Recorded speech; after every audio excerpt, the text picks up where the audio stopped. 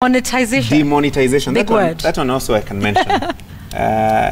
Yes, I can. Pesa, kuacha kuwa pesa. As long as I know. as there's money involved, yeah, you can be sure I'll be able to mention. Yeah. And 7.4 million pieces of 1,000 shilling notes, the old notes, were not returned to the banks. Bank, yeah. The central bank is demanded in this demonetization process. That's about 7.4 billion shillings still here that is now worthless. It's actually going to be made into briquettes. Yeah. Of course, those are things they used to like fancy light the jikos. It's fancy charcoal, yeah. Basically. Maka. Yeah. So are you saying kuna mtu anaweza fungiwa nyama na noti za 1,000? Costly briquettes. Yeah, very costly. But on a more serious note, it is usually charcoal that is a bit cleaner. That's what I say. Don't get the environmentalists started. I cleaner, but out of dirty money. I don't think it will be clean. The money laundering. Yeah, it was money. But anyway, there are questions that are being asked. Was the demonetization a success, Yvonne? Well, yes, and maybe we will find out a little bit more in the future. I think it's still too early to tell. But with respect to the fact that, one, let's all not forget all the other reasons that had been given about mopping up illicit money, about trying to move us towards a cashless economy. The number one reason we demonetized in this country was the fact that it was a constitutional requirement. Yes. Remember, we signed and agreed that we would have these new notes that bear, whatever they do. So we had to do this one way or the other. That don't bear a portrait. That don't bear a portrait. And then, there was a court case which was concluded. I understand it's now going into appeal, or Koichi Mtata will be appealing that. But with respect to the fact that it's locked out this illicit money, then you could term it a success. Now, a success for demonetization doesn't mean all the 1,000 old notes come back, because then what that means is if essentially CBK would have acted like a money launderer, would have cleaned the money and allowed it back into the system. The idea was that if this is money that was gained through illicit means, through corruption, through theft and whatever, is that you are now rendered useless. So you have all these amounts of money that you can do nothing with. But I think for the long-term success, we're still yet to see. In fact, there's certain economists like Tony Watima who are talking about that gap that's been left. So you have all of this money that was anticipated, but because it is now worthless, there's a gap there to be filled. So we will see what that means. We will see whether indeed, in terms of illicit financial flows in the coming months, whether this has managed to curb that, whether it has encouraged us back into a cashless economy, which is one of the aims. We're still yet to see. As M-Pesa will tell you, their biggest competition is still use of cash. People are still utilizing cash. Actually, whether the 7.4 billion that somehow the owners could not inject into the system, whether it was actually in circulation or whether it was sitting in someone's basement or whatever. Absolutely. And so also, that in the end, maybe it might not have a really big impact. But for me, I think if we were to look at the whole question of whether it was successful or not, the benchmarks that were set were, one, of course, was to get the 1,000 shilling note, the old one, out of circulation, which they have managed to do. I mean, now you will not find it anywhere. It is worthless. Actually, some people started rejecting it way before the deadline even lapsed. But the other thing that they talked about was this whole thing of basically stopping money that had been got illicitly into the financial system. And I think if indeed the measure of illicit cash was having it in cash, then you could say, well, there is a lot of it that has been locked out. But more importantly for me is, if people were able to do that with the old 1,000 shilling note, we need to be asking ourselves, what can is they to stop do them with the new one from starting it all over again? So beyond doing this, I think we need to be saying, what are those other things that we are doing to make sure that if this person has the habit of stashing money from wherever and keeping it in the basement, why wouldn't they do that with a new 1,000 shilling note, or even the 500 or whatever, if the 1,000 becomes a bit too risky? So I think what then happens here, whether it is with DCI, ESCC, the 3,000 suspicious accounts. Exactly. And then what happens to those 3,000 accounts actually would actually be the measure that we will then use and say, well, we flagged some of these things and this is what we have done to make sure what we say in this country, ili iwe funzo. Joe, sorry, Francis, I think the main success, in my view, has been psychological. Psychological in the sense that it planted for the first time doubt in the minds of Kenyans that you are potentially dealing with illegally acquired money.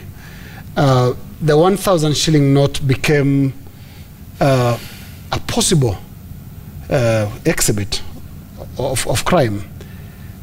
People would look at you and say, did you get that legitimately? I pity whoever was dealing in bulk last week with the old 1,000 shillings notes, because even the ordinary mwananchi would look at you suspiciously. So in terms of the psychological blow that was required, this has been a great success. And a great success also in the sense that before this demonetization, we used to see a lot of money that was just making rounds. Not long ago, we remember some money was found in the boot of a car of a governor. A lot of money. A lot of money in houses. And all this money not properly acquired. That at the back of many, many scandals that we were reporting at the time. Whether we're talking of NYS, whether you're talking of Kenya Power, there was so much money in the hands of people that people could not account for, especially the source of. Then there was a lot of purchase of property, especially in the villages. You find someone coming in a huge Prado, buying 20 acres of land. In this period of demonetization, in cash, in this period of demonetization, this was not possible. So psychologically, this has been a major success. I remember Gashuri in the village where I come from, mamas were actually bringing sacks of money, 1,000 shillings that they had saved over a long period of time. I think there's a mama who came with about almost 6 million shillings she had saved for over 10 years. Alikuwa naweka tu pole pole. Unaona mattress accounts unasema, that was one of them. But for me, I'll speak about this on a lighter note, in that ile tabia wa Kenya last minute, tunakimbiaga wote siku ya mwisho tunaenda kufanya. This time it was not like that. Ni kama watu walihid. I don't know if communication, the mode of communication that was used was effective. I don't know if for once we listened, but if you look at it, there were no jams in the bank. Because of the impression you will create. Yes. But also because people don't have money. Yes, and to add on to that, why you're talking about did not do the last minute rush. 99% of the transactions were below 1 million shillings. So there's still some questions that are outstanding as to all these persons that we believed were holding, huge billions chunks, in their basements or whatever. Did they either manage to clean out the money before the demonetization began, or did they, spread it out to, you remember we used to hear those stories that, I have this 1 billion shillings and I give you, you spread it out amongst a number of these people. But something else that we should be looking forward to in terms of the process that comes after this, which is called remonetization. So imagine 7.4 billion shillings is now out of circulation. Could that lead to inflation? Because now this is 7.4 billion you've removed from the system by rendering it useless. This was money that was not returned. So you end up having little money chasing more goods and services, and that's what leads to inflation. And remember, September, we've had the lowest inflation rates, I think, in the last 8 to 9 months. So things have been good. And I think there will be the full success of it is yet to be determined, in the next few months. But as people in a town, in the sense that when that announcement was made, if you had huge chunks of money, huge amounts of money, you had obviously to look for a way of, cleaning it up, putting it out there, and make sure at least even if you don't lose the entire amount, you salvage a good amount of it. So maybe in the coming weeks and months, we should be able to see whether there was any success or not.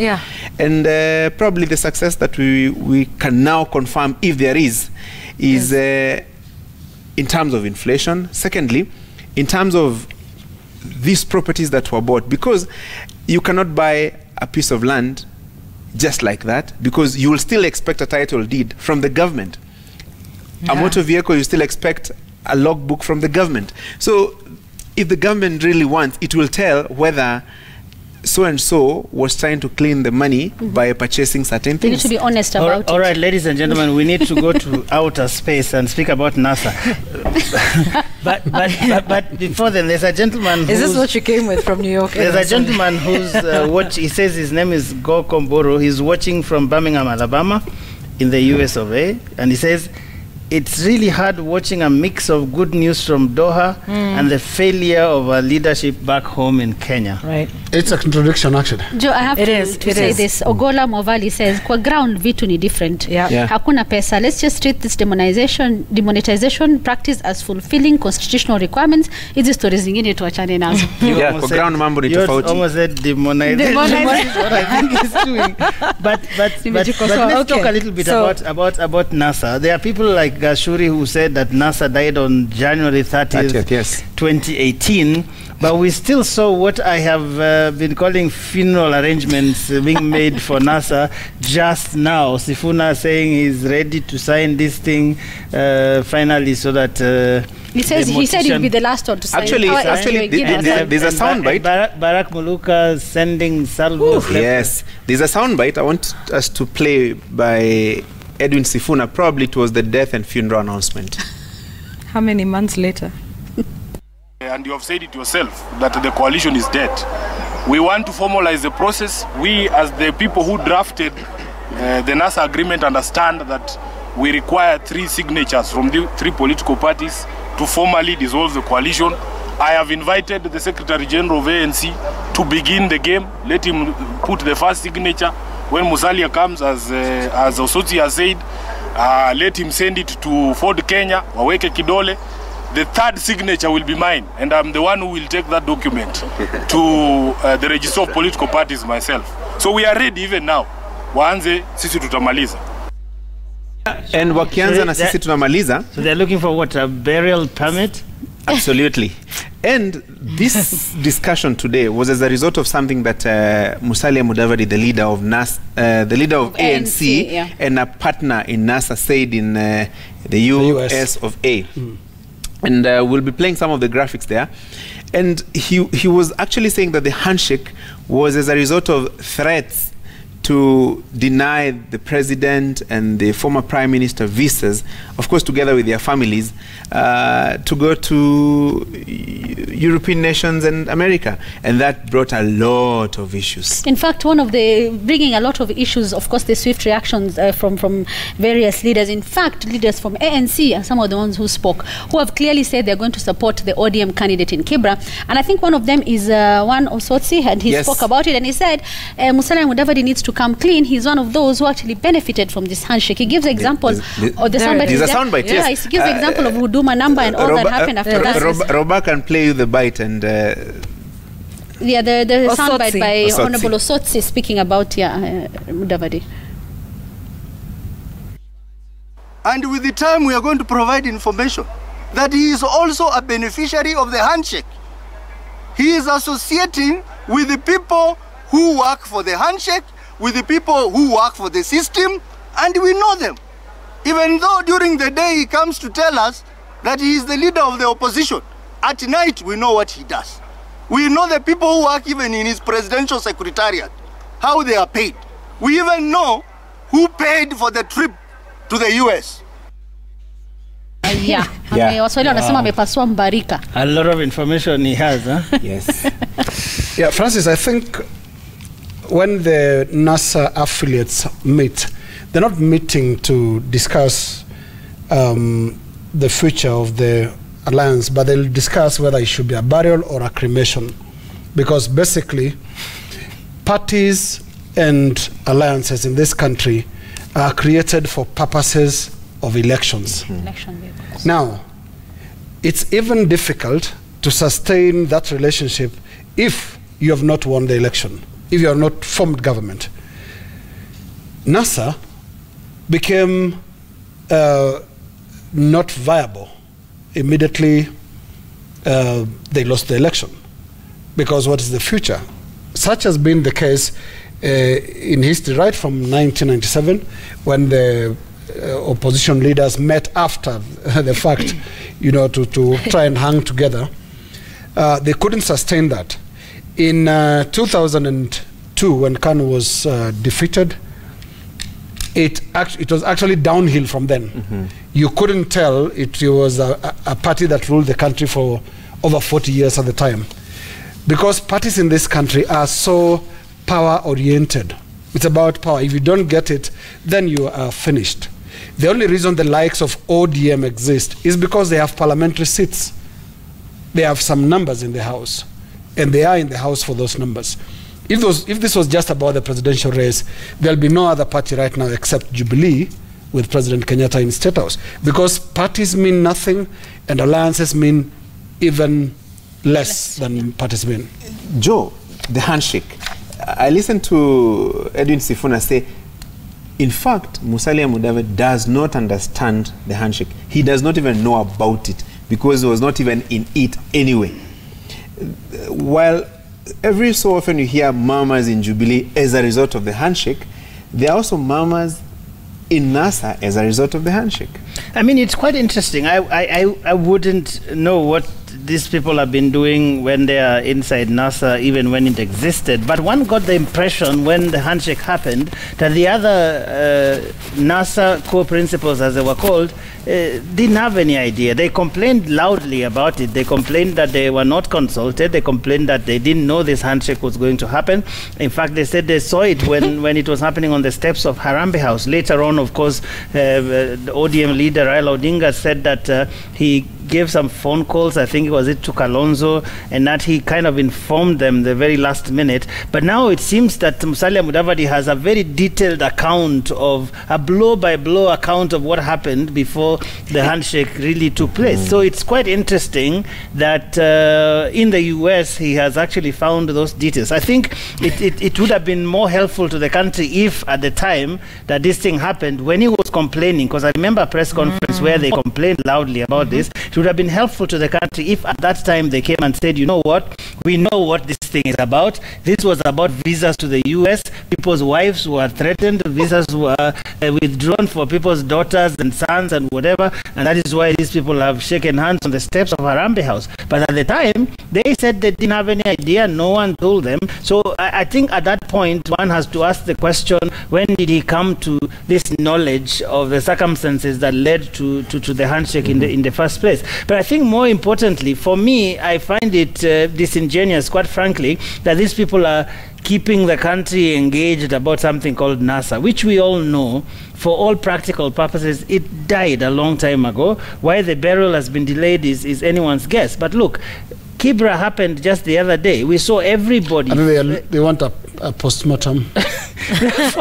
Falling over themselves to field candidates. ANC has a candidate there. ODM, of course, has a candidate. Kenya has a candidate. Yeah. Kalonzo Musyoka doesn't have a candidate, but he has one for 2022. Yes, he has one lined up for 2022, which means that in 2022 he's already gone in a post-NASA dispensation. So that should tell you that there's no way that we would have had NASA and then they are all there, fielding candidates to campaign against each other. So it is the kind of political hypocrisy and dishonesty, I think, that keeps dragging this nation behind. Okay, we need to wind up, and as we finish, Isaac Mudoka says NASA was a bus to take Raila to Canaan. Mudavadi, Wetangula and Kalonzo were touts. Touts don't go with the bus, they're left to fill the next bus.